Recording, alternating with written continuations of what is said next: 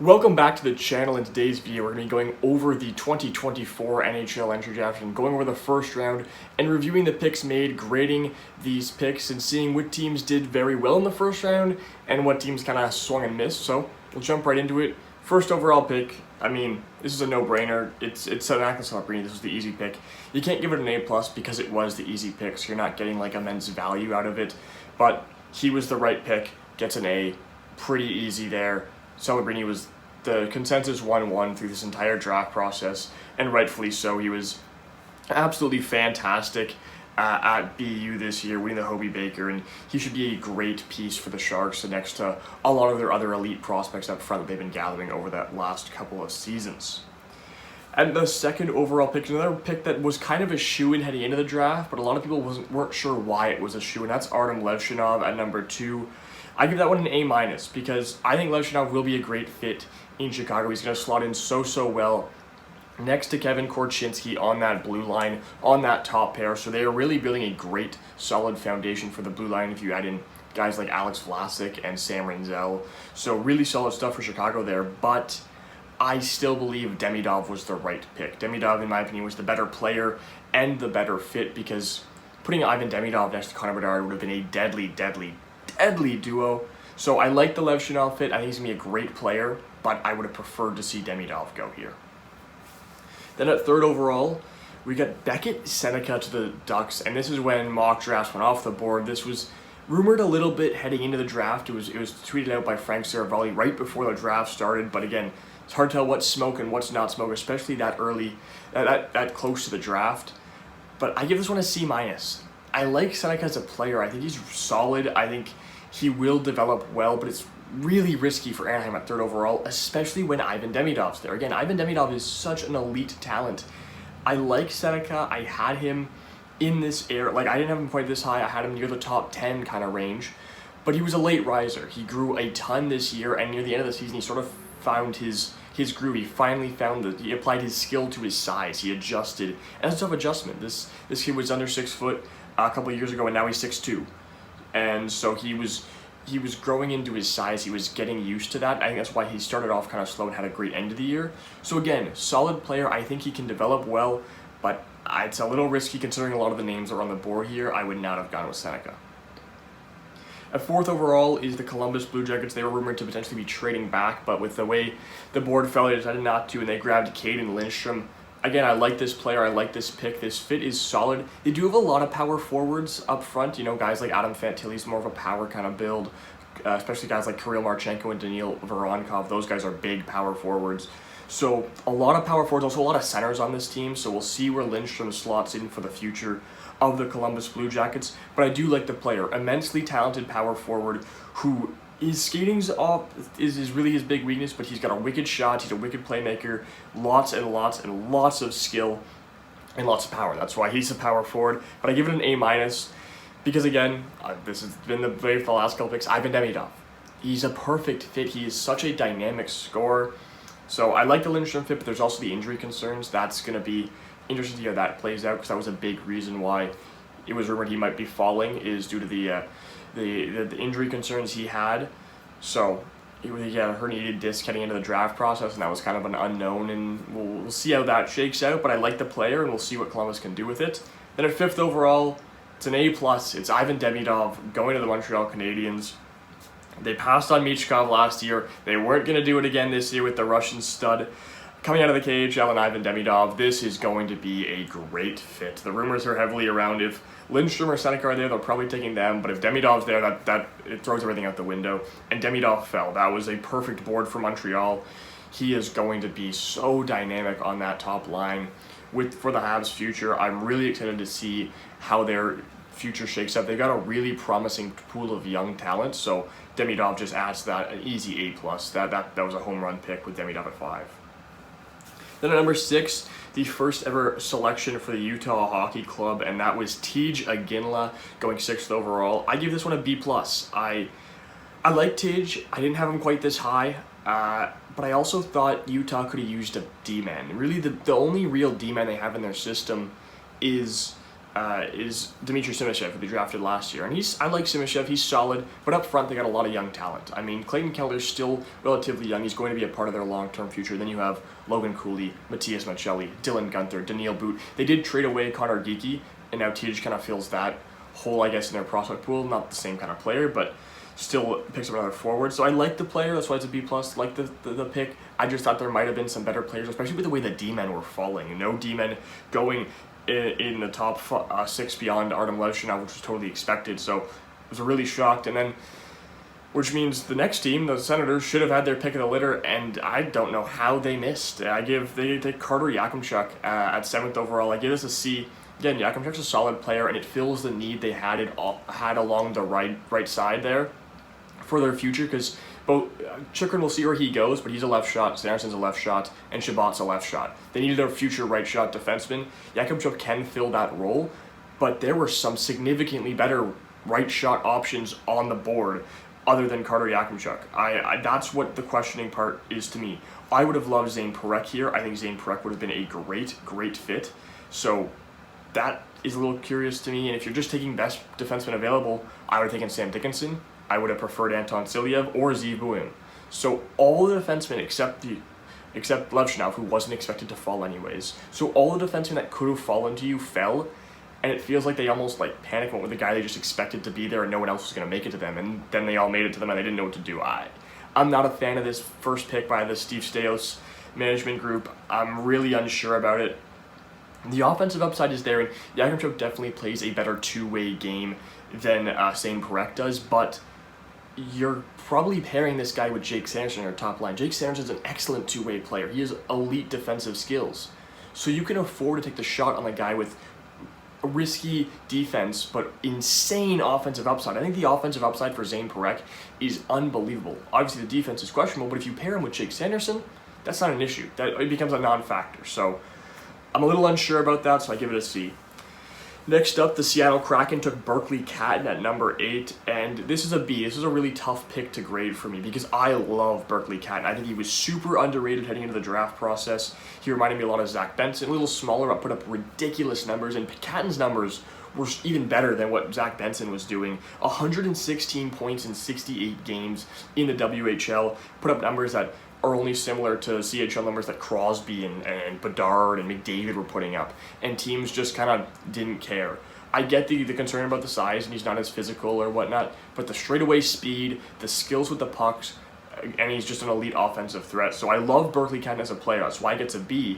But for Seattle as a team, they need a defense prospect, and they didn't take one very early in the next round either. I could have fully that if this was the pick here in the second round, I think a defenseman. No, they took more forwards. This prospect pool has no defensemen. It has Riker Evans, who's almost getting up to the point where you got to get him up to the NHL level, and you got Lukas Dragicevic, who they drafted last year in the 3rd round, who's solid, but nothing special. Up front, they have so many young pieces: Matty Beniers, Shane Wright, Carson Rakoff, Edward Saul. So many great young pieces up front. And Catton will slot in well. He'll be a great fit there. But you need a future defenseman to pair with a guy like Vince Dunn on your team for the long run. And again, just like with Ottawa, they all fell to you, and you didn't take one. I don't get it. I don't understand why all the defensemen slipped. So these next 3 teams got some great picks here. And that's starting with Calgary, Zayne Parekh at 9. This is an A. Calgary just needs best player available, really. They're fresh into the rebuild. They're really fully committing to the tear it down, build it up from scratch. So I like this pick. And Calgary doesn't really have a lot of D. They have a lot more forwards that are younger, like Matt Coronado and Jacob Pelletier and those kinds of guys. Connor Zary was really good last year. So grabbing Zayne Parekh to get your first top-tier D prospect, really solid pick. I'm not sure if he was the D-man I would have gone with in this spot, which is why it gets an A, because it is a good fit, and I think he will be great there, but there's a couple D-men I would have preferred in this spot, but still overall a really good pick to start the rebuild for Calgary. They had a really, really good draft. Next up at number 10, that is Anton Silayev going to the New Jersey Devils. This is going to be a fun D-core to watch. I gave this pick an A. Again, I think there were some better D-men available, but the fit is incredible in New Jersey. This D-core, Simon Nemec is good at shutting down. He's a solid shutdown guy. but it did lack a big body, and you can tell over the past couple months, New Jersey has made a serious effort to be picking up big bodies. In every move they make, it's about getting bigger. They picked up Curtis McDermott and signed him to a 3-year deal. They just traded Alexander Holtz and Akira Schmid for Paul Cotter. Not a fan of the trade, but Paul Cotter's a big physical bottom sixer. They're trying to get bigger, and Anton Silayev is your perfect blend of big, skilled defensemen. So he'll fit in well. Luke Hughes, Simon Nemec, and then you got Anton Silayev as the big three for that decor, and they still have other pieces. Johan Seelingthaler's young, Dougie Hamilton's still got plenty of years left in the tank, and then Seamus Casey should come up and play some big roles. So that decor is going to be dangerous, and I did like this pick a lot for New Jersey. Then 11th overall, another home run hit in my opinion. In my opinion, the Sharks probably had the best draft in the NHL. They even hit on a bunch of their second round and third round picks, some really, really good pieces. And at 11, they took Sam Dickinson. I give this an easy A+. He was ranked 4th on my board. San Jose obviously traded up from 14. It was obvious they were looking for a defenseman. I expected that defenseman to be Yakemchuk, because I expected all the other guys to be gone at this point.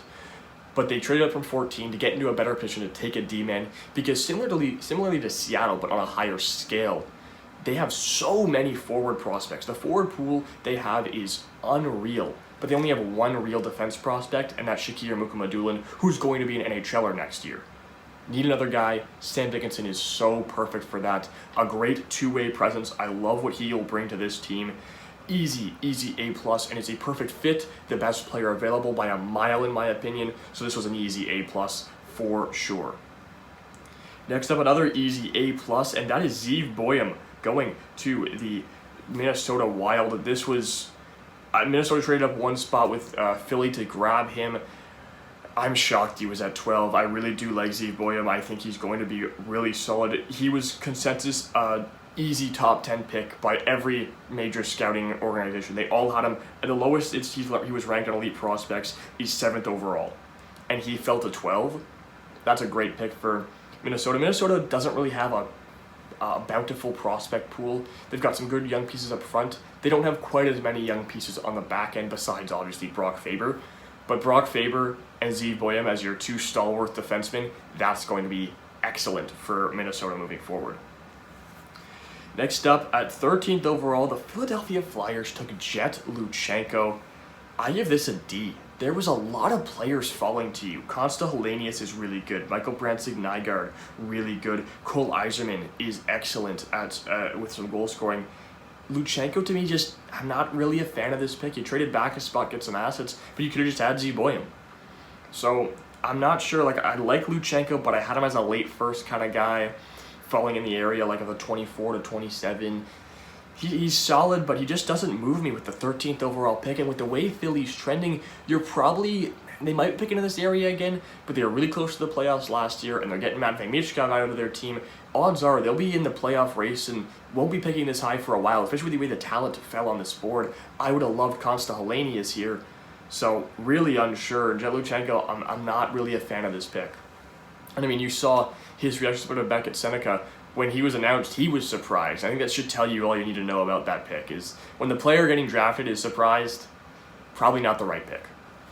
Next up, 14th overall Buffalo. They were really heavily rumored to trade this pick, but I think the way the board fell, they kind of just went, oh, why would we trade it? We can just get Konsta Helenius. This is an A pick for me.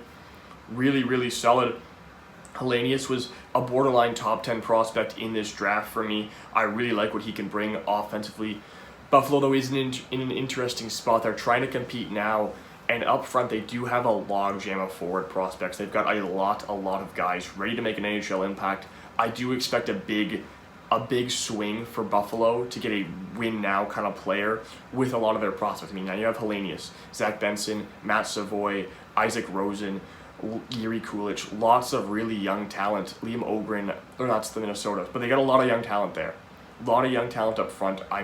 I really do expect a move to come for Buffalo, but I do like this pick. 14th overall is a great spot for Helenius, and I think he should find success in Buffalo.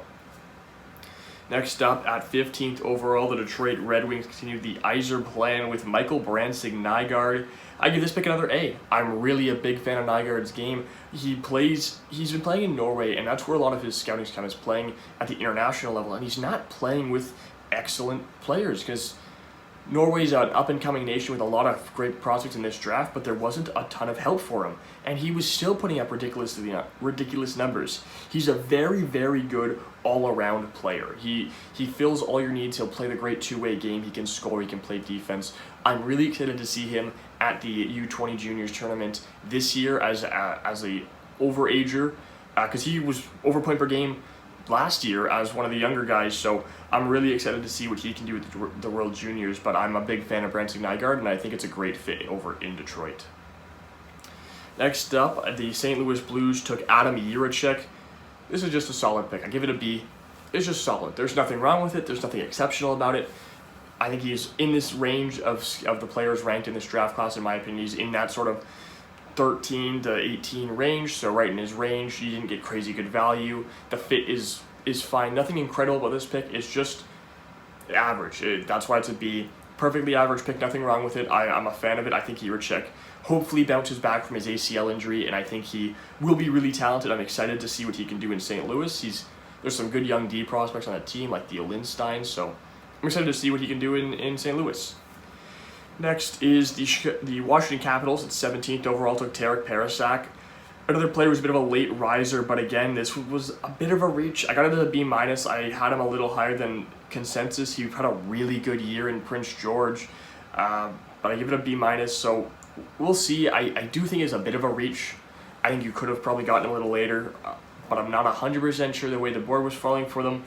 But 105 points in 68 games, really solid, but he was playing with a really good Prince George team. That team had a lot of talent. I mean, he was really led by Riley Heidt, so we'll see if he can produce similar numbers in the future without that kind of support, but I think it's a solid pick. It's not a terrible reach, but it's also not a great value, so B- I think is fair for that pick. Next up, the Chicago Blackhawks. They took Sacha Boisvert there. This is another pick I'm not really sure on. I give it a C. Again, another guy who's mixed, but more so in the late first round rankings. That's kind of where I had him. I had him falling a little further down here, and there's a lot of players I think are better than him on the board. Especially the next 3 picks are really good. I'm not sure if this is perfect. He's 68 points in 61 games in the USHL, so decent numbers, but I would have much preferred to see a Trevor Connolly, a Cole Eiserman, a Michael Hage, a Liam Greentree. Liam Greentree, I can't believe he fell past these picks here. So it's an interesting pick. I don't think he's a crazy big addition to this Blackhawks prospect pool. I mean, you look at the guys they have down the middle in Oliver Moore, Connor Bedard, and Frank Nazar. Is he going to find a spot? We'll see. I'm interested to see how that works out, but it's an okay pick. Next is the Vegas Golden Knights taking Trevor Connolly. I had him going here in my mock draft, and it's a B+ grade because you can't give it any higher without knowing what's going on with Connolly and the character and the off-the-ice stuff. So it's the talent-wise, this is an A. This is a really good pick because talent-wise, Connolly's borderline top 10. He's fantastic. The talent that this kid has is unbelievable, but there is that level of risk involved in his off-the-ice antics and what could happen there. I think Vegas is, like I said in my mock draft video, Vegas is in a perfect spot to take that risk. They don't really have any prospects. They typically trade them out anyways. You can afford to take the risk on a guy like this because you're in win-now mode, so it's not the end of the world if the pick doesn't pan out for you. So I like the pick, and I think it's a decent fit. That's why it gets a B+. Next up is a pick that I think is a perfect fit, and I'm shocked they actually made this pick. That's the Islanders snagging Cole Eiserman at pick number 20. Easy A+ for me. Cole Eiserman was, heading into this draft process, was the second-ranked prospect. He was battling with Celebrini as the 1-2, but I think over the last year of the heavy scouting, he's been under the heavy everyone watching, and they realize the defense isn't there, the off-the-puck isn't there. He doesn't do a whole lot without the puck. Bit of a one-dimensional player sometimes. But that one dimension is unbelievably good. He's, in my opinion, arguably already got a top 10 shot in the league if he were to come in tomorrow. His shot is unbelievable. There were scouts coming out before the season saying, if it was a 2-on-0, Matthews with Cole Eiserman, Matthews should pass. And that's a ridiculous thing to say, but it might be right. Cole Eiserman has got a crazy shot, and this fit in New York is perfect. The Islanders for years have been looking for a real goal scorer. They are so good defensively with their great D-core and their system and Sorokin, but up front they always have lacked a punch. If Cole Eiserman can make a quick transition to the NHL, he could be a really good piece. Like, putting him alongside a guy like Matt Barzal is going to be dangerous. That shot is lethal. And I do think that after a year at BU, he will be in the NHL the following season, mainly due to the fact that, well, the Islanders need a scoring punch, and they can afford the defensive lapses because of how well built defensively their team is, and he's a necessary addition to boost their scoring, but the fit is tremendous. I, though, am really shocked Lou Lamoriello is like a one-dimensional scorer and not a defensive stalwart guy, so surprising, but a really good pick for the Islanders. Next, another really solid pick, that's Michael Hage going to the Habs. I give this pick an A. Hage is really solid, put up some crazy numbers in the USHL this year, and he's gotten raving reviews from his former teammate Macklin Celebrini about the skill this guy has, and he's right, this is a really skilled player. I think, again, the Habs had a great draft. They had a great decor. They have some solid pieces up front for the future, but you add in Ivan Demidov, and now you add in Michael Hage. This Habs team is going to be very dangerous very soon, and I'm very excited to see where they go. But this pick is an A. It's a really solid pick, right in the range he was expected to go, kind of in that range. I think I had him a little higher than this range, but the fit is really good, the player's really good, the team will be really good. I like this pick a lot. Next up, at 22nd overall, the Predators took Igor Surin. This is a pick I'm a little unsure on. He was solid, but he wasn't this high. I think he had a big range of where he would go. Like some people had him ranked as high as 25, but a lot more so than not, he was ranked outside the first round. So the player's solid. I give it a C+. It's a decent player, but I'm not sure if he was quite this good. He was playing in the MHL last year, and he was solid, 52 points in 42 games. Solid little power forward for the Predators, but a bit of a reach. I think there was definitely better players available, especially one in the power forward. Liam Greentree was right there, so I don't know. It's okay, but again, with the players on the board and the range you're picking in, I'm not sure if Igor Surin was the right pick for Nashville. Next up is the Anaheim Ducks taking Stian Solberg. This is a really good fit for the Ducks. I had them taking him at 31. They ended up trading up to 23 to go and get Stian Solberg. And I think the trade up might have been a bit of a reach. They might have not needed to do that. I feel like he might have been able to make it to 31, but they obviously wanted him, and I can see why. Big physical defenseman who loves to just run people over. You grabbed a forward up front with Beckett, Sennecke. Now you have grabbed the D-man, because their prospect was pretty balanced. They had some really solid D prospects, some really solid forward prospects. You keep it balanced that way. The thing is, their D prospects were really offensive. Olin Zellweger and Helenius especially are offensive guys. You pair one of them up with Stian Solberg, it's a great dynamic pairing for the future. Solberg is, again, really solid physical defenseman who just loves to run people over. So I really do like this pick. I give it a B+. And we'll see where it goes, but I think that's a solid draft. For the Ducks, I think it was a bit of reach in Sennecke. I think a solid pick in Stian Solberg. Next up, the Utah Hockey Club traded it back into the first round to grab Cole Baudouin. This pick, I give it a C. Cole Baudouin is okay. I don't think he was this high. Outside the first round for me, I didn't think he was a first round kind of player. He's decent, but you trade up to get a guy like this, I'm not so sure. I really thought when they traded up they were going to grab Liam Greentree. The fact that Liam Greentree fell this far does not make any sense to me. But they traded up, they grabbed Cole Baudouin. I don't know. I'm not the biggest fan of the pick. He was solid in Barrie this year, but we'll see. I really just kind of unsure about it, so I give it a C. And then next up, the Boston Bruins grabbed Dean Letourneau with the pick they got from Ottawa. That was actually originally Boston's, but they got it from Ottawa back in the Ullmark trade. That pick's gone through from the Bertuzzi trade to the Ottawa to the Brinkett trade to the Ullmark trade. Is all the way back in Boston where it all started. And they grabbed Dean Letourneau, Boston kid going to BC, Canadian kid, but he's going to BC. He's going to play in Boston for the next couple of years. This was a bit of a reach, but it's a Boston kind of player. This guy's a freight train. He's 6'7" and was really dominant last year, but he wasn't playing at a very high level. He was playing AAA U18 level at St. Andrews College, but he had 127 points in 56 games. So the player is really solid. I give the pick a B- because of the fact that you're not sure how he's going to mesh playing with players that are not obviously his size because he's massive, but closer to his size and not so over-towering. but I think he's also got a nice skill set. He does have a really good shot and some really good skills. But I give it a B-. I think it might have been a bit of a reach, but I do like the fit. I think that's the kind of player Boston always takes. That just fits their scheme, a big physical forward up front. Next up was probably, it might be my favorite pick of the first round, and that's the LA Kings grabbing at Liam Greentree at 26. They traded back with the Habs a couple days before the draft, and they managed to snag Liam Greentree as well. That is masterful work from Rob Blake. Greentree is a perfect player. I give this pick an easy A+. This is phenomenal. Great power forward. He was ranked easily inside the top 20 for me, and for most other people, that was the consensus, was he was in that 12 to 20 range. Like, he was going as high as 12 to certain people. And I don't totally disagree with it. I think he is a great power forward. He's so good. And again, pairing him with Quinton Byfield, and then on the other wing having Kevin Fiala or Adrian Kempe is going to be amazing for LA. So you trade back, get some assets, and still snag a player that you probably would have loved to take at 21. That's a wonderful move from LA. Really a fan of Liam Greentree. I think this is going to be a home run hit for the LA Kings. Next up, the Chicago Blackhawks traded back into the first round once again, and they snagged Marek Vanacker with their third first-round pick. I give this one a B. I think Vanacker is really solid. Into the season on a bit of a dry spell.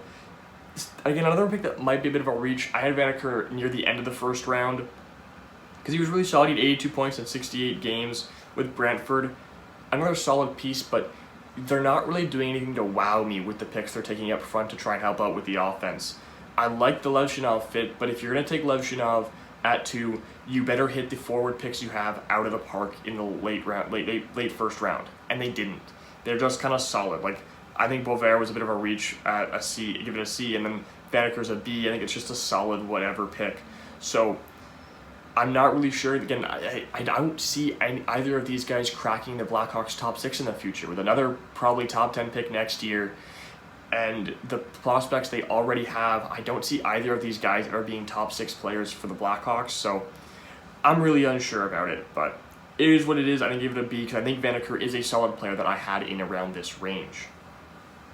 Next up, 28th overall, Matvei Gridin to the Calgary Flames. The Flames had a really good draft. This was probably the pick I was a little less of a fan of. I give it a B-. I think it's solid. Gridin was really solid at the USHL level this year. I definitely had him in this range. Again, this is kind of sort of where I had him, so a B-. It's just kind of like a little bit of a, I'm not sure if this was the right pick with some of the players on the board, and they could have gotten some more offensively gifted guys, a little bit more talented guys, but I don't think Gridin's necessarily a bad pick by any means. I think he should be good in Calgary, and it's good to round out the prospect pool. Again, they did so much. They did so much in this draft that was really, really good, so I think this is a pick that will be fine for them in the long run. Next up, the Dallas Stars in the GM of the Year. Jim Nill took Emil Hemming. And I mean, it's because of the fact that Jim Nill took me. He's probably going to be a fantastic player because the Dallas Stars find prospects and develop prospects like nobody's business. I give this one a B. I think it is a really solid pick.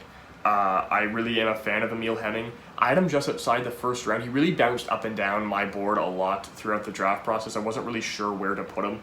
So I had him coming just outside the first round.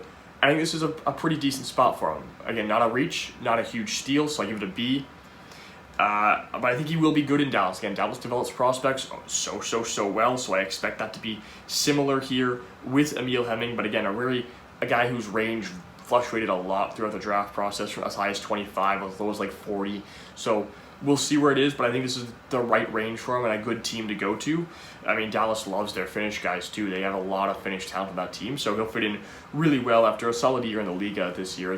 He played 40 games at the Liga level in a men's league and was solid. So again, you got to give him credit there. So he wasn't playing the whole year at the U20 level. So really good stuff from Hemming. I think he'll be a solid piece for the Dallas Stars. And then next up, 30th overall, the New York Rangers took E.J. Emery. Emery had a fantastic combine, which had him skyrocketing up draft boards. And I do think this is a really good pick. I give it a B+ for the Rangers. The Rangers didn't really have a specific need in their prospect pool. They kind of just were taking best player available, and I think that was E.J. Emery. Plays a great two-way game, grabbing a right-shot defenseman who can play really good defense and solid offense. Yeah, that's really solid. I mean, his last 10 games after at the end of the season, he had 6 points in those 10 games. He was a plus 17. He was playing for the US NDP, so they dominate a lot. But really, he is a solid player. I do think he's going to be a really talented shutdown kind of defenseman. I think the team picking after them was a little bummed out they didn't get Emery because that's at 31 the Leafs. They traded back, and Emery almost fell right back to them. They were heavily rumored to be taking Emery at 23. Traded back with the Ducks. Emery almost made it back to them, but he didn't, and that had the Leafs taking Ben Danford, a pick I'm really not sure on. And again, I'm sure Leaf fans are going to be going, well, we took Easton Cowan last year, and nobody was sure about that pick. Sure, but is one pick that worked out really enough to go and give all the leeway in the world to Brad Treliving? I'm not really sure. Ben Danford's solid, but I'd give it a D+. My main reasoning for this is there's a couple different reasons to me. One, this was a reach. Flat out, he was a late second round guy. I didn't even have him that high, so I don't think this was a great pick in general. But mainly is you traded back from 23 where you had all your options. You had a Liam Greenfield, which would have been fantastic. Could have taken Stian Solberg. Could have taken EJ Emery. And I think there were better defensemen on the board than Ben Danford, even at 31. I really just, I don't understand it. And they traded back, and they did a lot of this. They kept trading back on the draft, kept trading back. But with the picks they traded back with, they never did anything. They never took a player that was really fantastic at that spot. They never really bolted up for a piece. I'm just really unsure. You can trade back, but you keep trading back, you're going to just take the best player available at a certain point. And I think the Leafs missed out on not just grabbing the best player available at pick 23. I'm not really a fan of this move by Treliving. We'll see if Ben Danford develops well, but really unsure of the pick right now. And then lastly, the Edmonton Oilers jumped back into the first round and at 32nd overall and took Sam O'Reilly, a pick I don't think he needed to trade up much to do this. Obviously, he might have not made it back to Edmonton's pick in the second round, but I had him in the second round. I don't think he was that crazy good. I give him a C-. As a player who was ranked relatively consistently in the back end of the second round, just like Danford, I do think I like Sam O'Reilly's game a little bit better, though, because I did have him ranked higher in the second round. But it's also, we played in London this year, and London was a powerhouse. You got to sometimes take that into consideration when looking at his numbers, and he wasn't point per game, but when you play in London, you're going to get lots and lots of points the way they were playing this year, so I'm not really sure on this pick. I definitely don't think it was worth trading up for. I think they traded a top 12 protected first-round pick next year to get into this first round, and I really don't think that was worth it, because is Sam O'Reilly at 32nd overall going to be any better than a player you would have gotten with your pick next year, which might have been higher than 32nd. I mean, unless you plan on winning the Cup, which they obviously plan on winning the Cup, but who knows if they will, the pick would have been higher, and I think you could have gotten a better player than Sam O'Reilly, so that also goes into this grade there. I'm not really sure on the trade up, but I do like Sam O'Reilly a little bit better than a guy like Ben Danford, but it's only one letter grade apart, so not a great pick there for Edmonton, not a great move up in my opinion, so we'll see what pans out. But that'll do it for the first round review. I thought this was a really good draft class. A lot of guys slipped out of the first round that were really solid, and some teams got some really good picks over in the second round. I mean, I'll just quickly go through some of my favorites. The Sharks, again, I mentioned they're a fantastic draft. They grabbed Igor Chernyshov at the top of the first round. I had him in the top of the second round. I had him as a mid-first round guy. I really loved that pick. Lucas Pettersson to Anaheim with the third pick in the second round, really solid. Columbus grabbing Charlie Ehrlich was really good. Winnipeg, Alphonse Friedge. I liked Andrew Basher to Calgary.